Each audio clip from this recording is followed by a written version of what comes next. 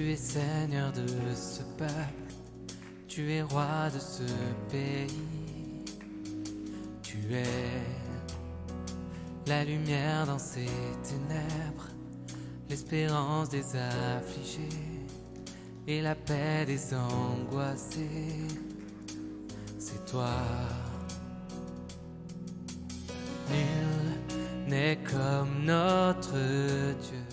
À titre de rappel, le livre de Lévitique est connu comme le livre des règles, le livre des lois, comme Exode, Deutéronome, Nombre et Genèse. Ils ont été écrits par Moïse. Et les anciens Israélites croyaient suivre ces règles pour être proches de Dieu. Nous connaissons au moins un peu l'histoire du peuple d'Israël. C'est un peuple qui était en captivité. Dieu a envoyé Moïse pour les délivrer. Malgré les miracles, malgré les exploits que Dieu a fait pour eux, c'était toujours un peuple rebelle qui ne marchait pas toujours selon la volonté de Dieu.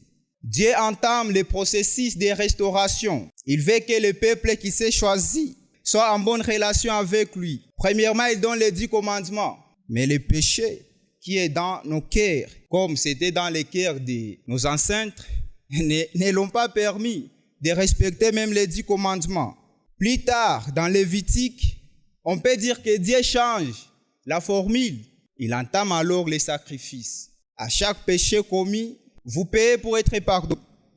Et je pense que c'est ça le message que nous allons voir dans ce chapitre de Lévitique, le chapitre 1er de Lévitique. Comment Dieu a voulu se réconcilier avec son peuple et pour cela, Dieu a donné la loi à suivre. Il a donné les règles. Et ici, dans ce chapitre 1er de Lévitique, il se focalise sur les sacrifices. Le premier point, nous verrons les sacrifices et les caractéristiques. Quels sont les sacrifices que Dieu exigeait aux enfants d'Israël, mais aussi quelles sont les caractéristiques que devraient avoir ces sacrifices. Dieu donne à Moïse le message adressé au peuple d'Israël. Dans ce premier verset, la révélation est directe. Moïse a cette opportunité d'être l'intermédiaire entre Dieu et le peuple d'Israël. C'est l'Éternel qui appelle Moïse, lui donne les instructions. Et qu'est-ce que l'Éternel lui dit de dire aux enfants d'Israël? Le deuxième verset. Il lui donne la liste des offrandes, des sacrifices qu'ils doivent offrir à Dieu. Et Dieu oblige aux enfants d'Israël d'offrir 3 sortes de sacrifices. Premièrement, il dit d'offrir les gros bétails. Deuxièmement, il dit d'offrir des petits bétails. Troisièmement, il dit d'offrir aussi les oiseaux. Ce sont les 3 catégories d'offrandes que Dieu exige aux enfants d'Israël. Il les oblige de faire les sacrifices parce qu'un Dieu saint ne devrait pas vivre avec les personnes impies, d'où il devrait offrir les sacrifices pour que Dieu les considère pires. Et ici encore, c'est compliqué. Ce n'est pas l'auteur de l'offrande qui pourrait aller offrir ça à Dieu. Il y avait les sacrificateurs qui devraient présenter ces offrandes, pas vis-à-vis de la face de Dieu, mais eux aussi c'est devant la tente d'assignation.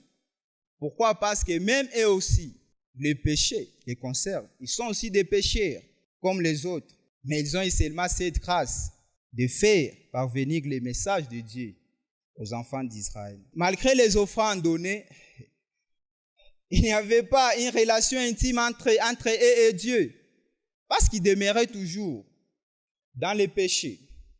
Il met qu'ils étaient comme vous et moi, pécheurs de nature que moi et vous nous sommes.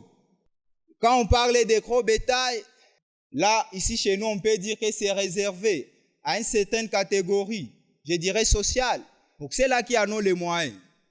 Et quand on parle les menus bétail, là, on peut dire que nous, ici, on est dans les moyennes.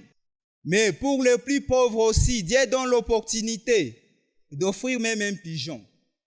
Et il leur dit aussi, moi, Dieu, je peux accepter même les souterraines.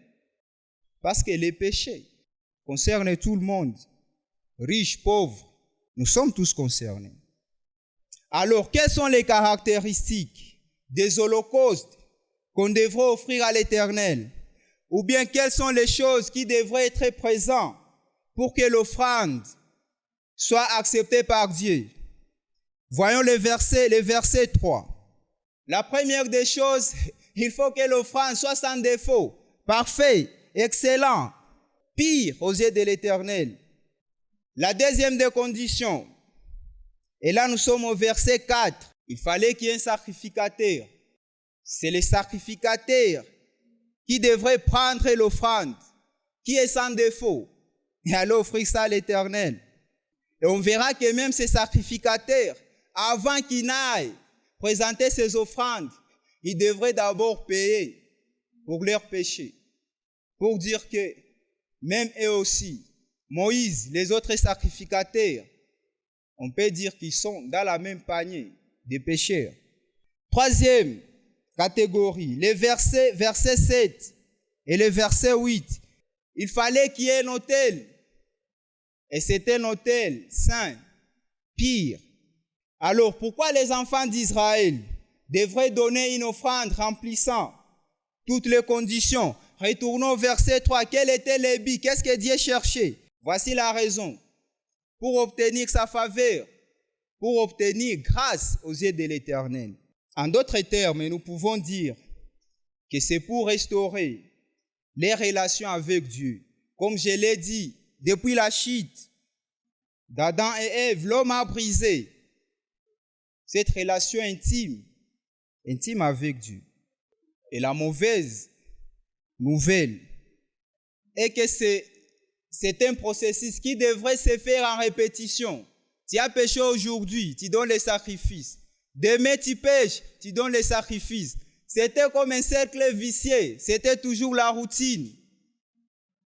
Et comme je l'ai dit, si Dieu utilisait la même formule jusqu'à présent, vous et moi, on quitterait cette terre des hommes avec même des dettes, des péchés. Tous les livres de Lévitique, Dieu ne cesse de donner les ordres, les règles, les commandements. Et si vous lisez tous les livres de Lévitique, vous voyez qu'aucun péché n'est laissé inaperçu. À chaque péché, Dieu dit tu feras ça. À chaque péché commis, tu paieras ça. Raison pour laquelle Lévitique, on l'appelle livre des lois. Mais la bonne nouvelle de ce matin est que Dieu a trouvé une solution durable à nos péchés. Il y a un sacrifice, un holocauste offert et qui est pire, saint, sans défaut. La bonne nouvelle de ce matin est qu'il y a un intermédiaire qui ne cesse de plaider pour nous. Il fait les choses que Moïse est incapable de faire pour les enfants d'Israël. Parce que même Moïse n'était pas capable de s'approcher devant Dieu.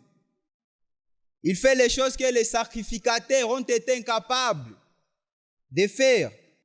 Et la bonne nouvelle de ce matin est qu'il y a eu la croix, un autel, sur laquelle les sacrifices, qui est lui-même le sacrificateur, il s'est offert. Et le nom, c'est Jésus-Christ. Nous sommes incapables de nous sauver nous-mêmes. L'unique moyen, c'est de mettre notre foi en lui. Il a rempli toutes les conditions que Dieu avait besoin. Et il est parti, même à la croix, à mourir pour mes péchés et pour tes péchés.